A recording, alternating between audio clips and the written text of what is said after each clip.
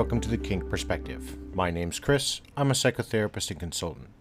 On today's episode, I want to talk about kink politics, kink drama, kink hierarchies in our communities. Not just in places like fetish.com, FetLife, areas of other social media areas that people hang out in, although these areas are affected as well.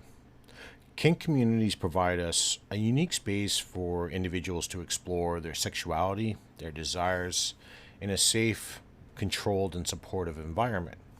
However, the presence of power dynamics can create complex and often challenging conflicts within these communities. Issues such as jealousy, competition, betrayal, power structures, hierarchies, kink demonstrators. People typically refer to them as kink community leaders. I call them demonstrators because they're demonstrating their opinions on a particular kink or display. Can lead to internalized drama. And navigating relationships can be particularly complicated when multiple partners are involved, friendships are involved, who we know, getting, if you're new into the community. As we delve into the humanistic side of the kink communities, I'm going to explore the challenges of internalized drama, the power hierarchies that impact these relationships within our communities. I want to look at how communication, honesty, and setting boundaries can help us navigate these issues while trying to maintain our healthy relationships. But we need to understand and explore the importance of community standards and education in addressing these conflicts and power dynamics. By prioritizing our open communication and mutual respect for one another, which doesn't always come easy, because for the most part, we all have different ways we either want to be approached, we have different ways we want to be spoken to, if we want to be spoken to at all. Individuals can create that inclusive environment that allows them to explore their desires without judgment or shame. But most recently, we're getting to the point now where we used to all abide by your kink is not my kink, but your kink is okay. That is slowly going away. Because now those who deem anything offensive are having spaces, dungeon parties, play parties, restrict these activities of others. So in essence, they're creating an environment where one party rules or very small few can dictate policy for everyone else. So while I explore these complexities today, especially within our kink communities, I want to come up and talk about some different strategies in addressing this internalized drama and focus more on the positivity and the empowerment of the experience of our kink community. With the internalized drama that can arise within kink communities is the direct result and can often be complex and misunderstood dynamics that exist within the communities because we don't know all the players, or the players hold some mythical belief that they somehow reign over everybody else. Kink communities can be a place of self-discovery and self-expression, and that's why we go there, to explore our inner desires. But they can be a major breeding ground for jealousy, competition, and these power struggles, those who want to teach or demonstrate, right? Because then what happens is I know more than X. No, X, you're wrong. You don't know what you're talking about. This isn't how we do it in this part of Los Angeles, or, here in Nova Scotia, we do it this way, right? These internalized dramas can lead to the formation of cliques and create toxic environments for individuals to explore their desires. And I want to look at a few of the common sources of internalized drama within the kink communities. I want to look at conflicts not only between submissives and dominants, and jealousy and competition, and the challenges that arise when, for example, someone begins to date another submissive or dominant in the same community.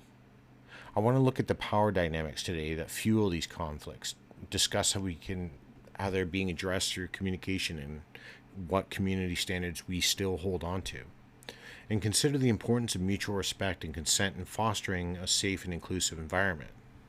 So first, I really want to kind of take a dive into navigating relationships within the kink communities. Inside of our communities, relationships can take on a lot of different forms. They could be monogamous, polyamorous, a combination of the two. You could just be solo, going to do a pickup play on the night. Navigating these types of relationships can be complex and require open and honest communication between all the players that are involved. It requires the same amount if you are invested in a relationship. This is especially important in relationships where power dynamics exist, as they can complicate communication and make it difficult for partners to express their needs and desires. And we have to remember, this isn't just a, I'm going to try this on for the night. Entering these worlds, we have to understand that for the most part, a lot of these kink communities have established hierarchies already or protocols in place. And learning about these and not impacting them or impacting our local communities with our desires and beliefs to make them suit our needs, right? If it's supposed to be a community for all, it can't just be a community for one. And more often than not, we're getting to a point now, especially within the greater society, where it's one group's needs are triumphing and trumping everyone else's needs. So to navigate these relationships effectively, we have to understand and establish clear expectations and boundaries from the onset. This includes identifying what each person's looking for in a relationship or in a pickup session, as well as discussing any concerns or issues that may arise.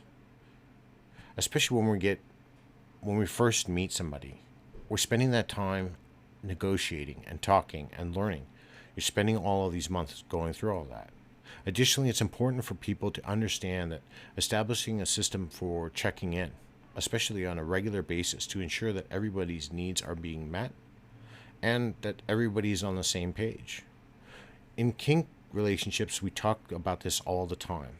We hover around, and in a cold night, central to the fire is consent, right? Consent is critical. It's essential that all of us, every player, each community, have a clear understanding of what each other's limits and desires are, and that they respect each other's boundaries. And with inside of a community, we need to understand that there's going to be a basic standard that we all have to adhere to. And for some, that may be very difficult to deal with. But we can't just keep making other communities consistently alter for their rules and standards for us, which then in turn can make somebody else or other parties become uncomfortable. Consent must be sought at all times, as we know, and everybody needs to be prepared to adjust or stop some of the activities we get involved in, if necessary, when consent issues or potential drama issues arise within our community. So, addressing specifically internalized drama through better community standards. One way to address this internalized drama within our kink communities is really to establish clear community standards, clear community guidelines. What type of rules do we want to follow? Now, this doesn't take away from the humanistic side of who we are. We get jealous, we get upset. We don't want, we don't want that dom dating that person because we don't think they're a good fit, or they've had a bad experience with that sub. Nobody should date that person. These standards, we can't just go off of our personal feelings. Feelings are a way to start creating a discussion, but from that discussion then needs to evolve into something that everybody within that particular kink community agree upon.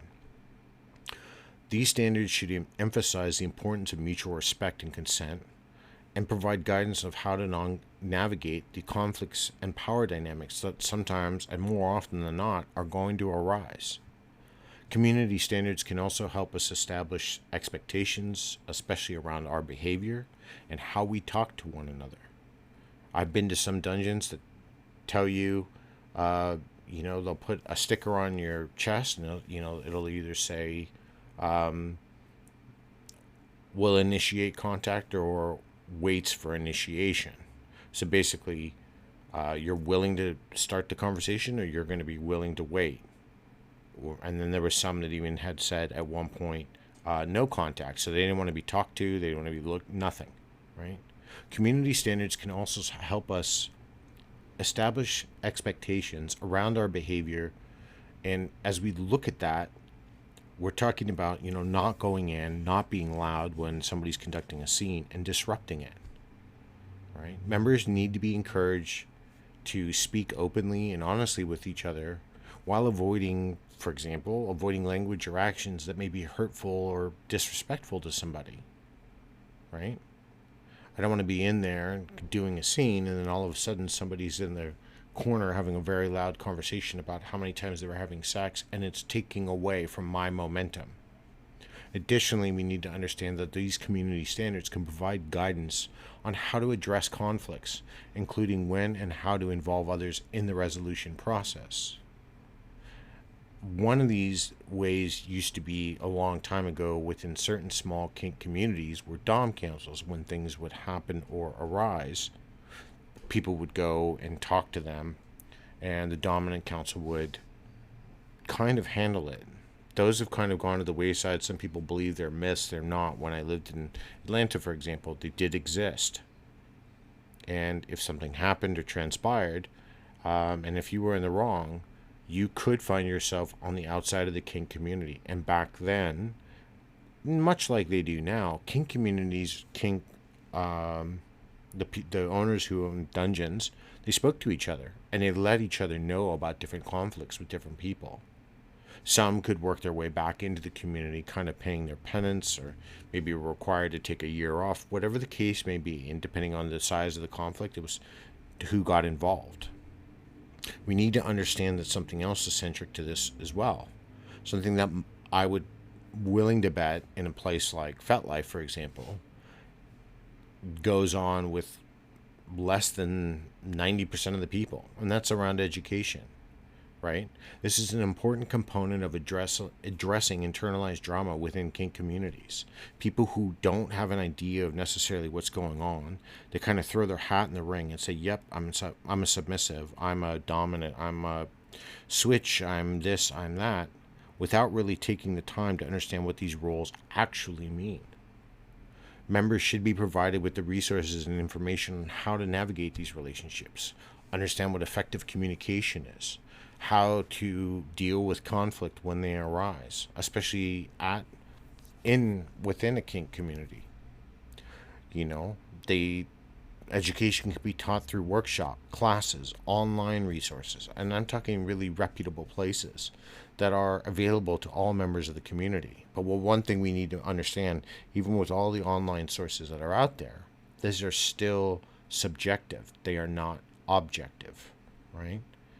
Because for one way that somebody does kink in Texas is not going to be the same way that somebody does kink or BDSM in France or Australia or Singapore. Every place was going to have their own standards and protocols. There is nothing that's uniformed or streamlined. Community standards and education are critical components of addressing internalized drama within the kink communities, big or large. By establishing clear expectations around behavior and communication, providing resources, helping members navigate conflicts, kink communities can really continue to provide safe and supportive space for individuals to explore their desires without fear of being ostracized, right? And we need to understand that if we're in conflict with somebody, trying to resolve it the best way we can, sometimes it's by backing out of the conflict altogether because it's not worth us getting involved. The next point I kind of want to get to is kind of redefining power dynamics within kink communities. Now, power dynamics are an inherent aspect of kink and BDSM relationships, total power exchange or erotic power exchange. However, it's important to redefine these power dynamics in a way that prioritizes mutual respect and consent. And this requires a shift away from the traditional models of dominance and submission when we take it into the context of community, and more towards egalitarian approach when we are looking at our kink spaces. One way that we can redefine power dynamics is through the use of negotiation and communication, which we do inside of our dynamics, but we can institute some sort of potentially small phase of this within our kink communities, especially if everybody has a equal share inside of that community, right? all partners, demonstrators, all participants within that community should be allowed to have open and honest conversations about their needs and desires, what expectations they have for their boundaries, if they want to be, how often they are putting things, doing demonstrations, having workshops, maybe having dungeon parties or private parties. By establishing these boundaries and expectations from the outset, you start to minimize your risk of conflict later down the road. This in turn creates a more balanced and respectful environment where all parties that are involved with that kink community, who are the quasi kink leaders or community organizers, which puts a lot of pressure on certain people in a title or role that doesn't really hold a lot of air beyond the words. It eliminates some of this pressure when they're starting to get to these points, because they're hammered out amongst the community, right? I mean, we already see this when we talk about power dynamics and we have our safe words and our check-ins, right? We establish these as critical components of our relationships because they allow our partners to indicate when they've reached those limits and they're feeling uncomfortable. So within our community, we have to learn how to balance what's going to make people the least amount uncomfortable, but that's going to accommodate everybody without getting to the point that it's changing all of the rules that just fit one particular group on one particular night. Right? We use check-ins with people and our partners or our play partners to ensure that everyone's needs are being met and they're comfortable with the direction of the relationship. Well, when we do check-ins with our community and how things are going and what we want, we get a clearer understanding of how the community or our local community is going to progress. It's not kind of left fly by the seat of our pants, and we are not going to go in a direction we don't seemingly understand. Right? Redefining power dynamics within our kink communities requires a shift towards an egalitarian approach. Right? We have to understand that these negotiations, that people have a voice and they have a right to express themselves and talk about what they want within their local community, but that their voice and their opinion is just that. It's one voting voice. Right? We have to learn about mutual respect, setting up our rules, what works for everybody. It doesn't favor one party over another. That's what kink has always been about.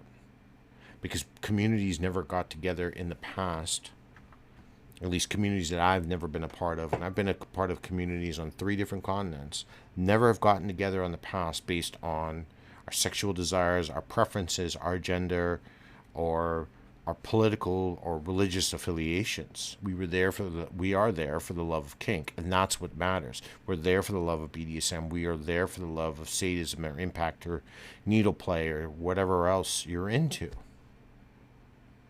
That's like, now I had a wonderful conversation a couple of weeks ago with Miss Kitten on the aspects of needle play.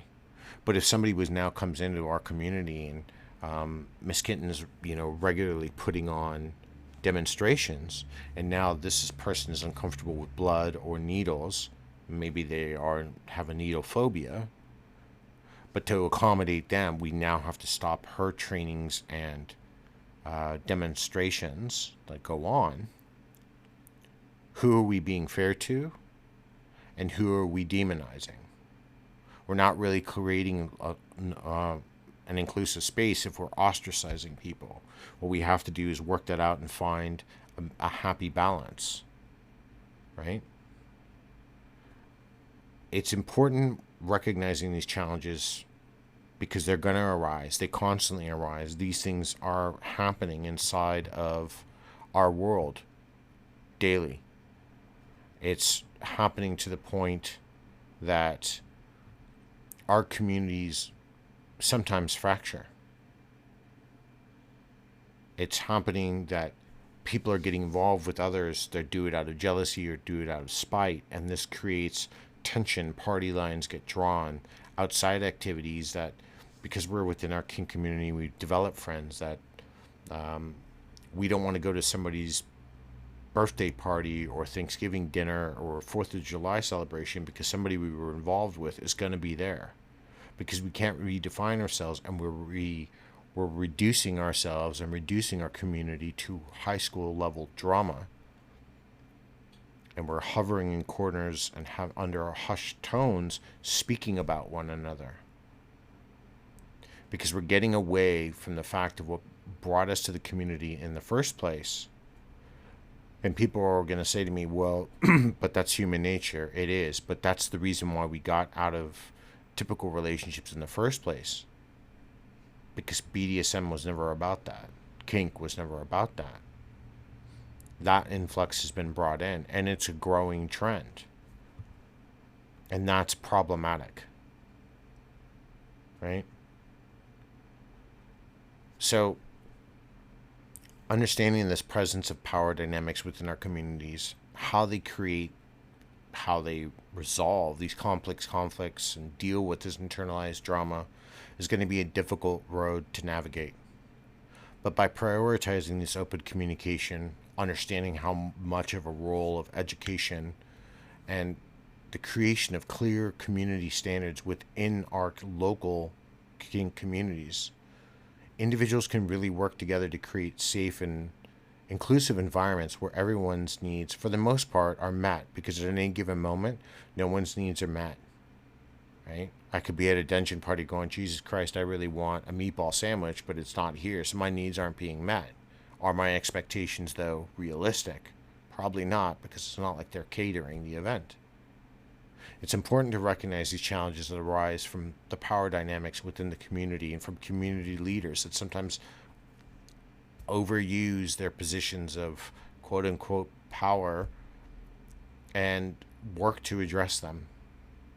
That they're nothing more than really demonstrators of their belief in kink. That, yep, they might help organize events, but that doesn't give them any more power than anybody else showing up, for the exception of how much they actually can contribute. They actually contribute to the community and their knowledge. Right? As we work to explore kink politics and the internalized drama within the communities, it's really important and essential to remember that kink is a deeply personal and psychological experience. Everyone's desires, boundaries, and experiences are unique and valid, and we must approach these topics with empathy and understanding. And with that in mind, I really want you to consider a couple of questions I have for you. How can we work together to prioritize communication and education within our local kink community scenes, right? What steps can we take to address power imbalances and internalized drama? How can we really focus on that on a local level for us to impact other scenes or groups around the world, right? Because we all talk, especially through social media. It's really allowed us to communicate with others. And if one group sees how another group is dealing with something, it's something then they can take to their group and say, hey, it's working for them. Maybe we can try that here. So I'd really like to kind of hear some feedback on this, some thoughts on this. I think it's a subject that's really important, and it's definitely, the more I spend time on social media, the more this topic keeps coming up, the more I see it starting to swirl. And it's always in little comments or little snippets. Or recently there was a lot of activity going on with a quote-unquote kink community leader, right, in San Francisco. And this comes back to the same thing over and over. Or there was issues that have recently arisen in the Midwest part of the United States, and then I was reading a story that was transpiring in France. It seems to be the same thing, is that we're putting a lot of power and a lot of trust in the hands of a very few people. And for what? There is no governing body for what we do. This is still, at the end of the day, while it is for some, actually a small fraction, a lifestyle, for the majority it's a hobby.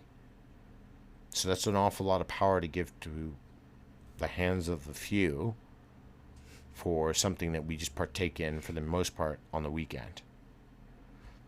I'll leave you with those thoughts. Until next time, everybody, be safe and stay kink.